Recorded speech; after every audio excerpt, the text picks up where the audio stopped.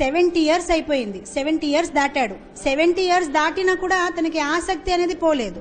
So తన పిల్లలు ఏం చేశారంటే ఒక సాధుతో పంపించేశారు, చక్కగా తీర్థయాత్ర వెళ్ళండి, మెల్లమెల్లగా మీకు ఈ బిజినెస్ వాతావరణం నుంచి మీరు బయటపడండి, ఎల్లప్పుడు డబ్బులు డబ్బులు డబ్బులు.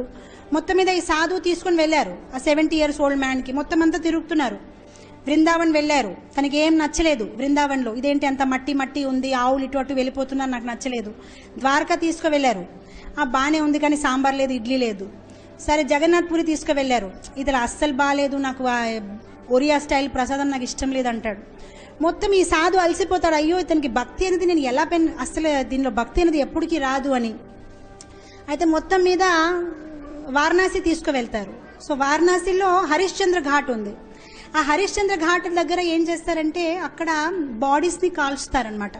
అంటే పురాణాల ప్రకారము అక్కడ బాడీస్ని కాలుస్తే డైరెక్ట్గా మోక్షం అవుతుందని. సో ప్రతి ఒక్కరు అక్కడే వచ్చి బాడీని కాలుస్తారనమాట.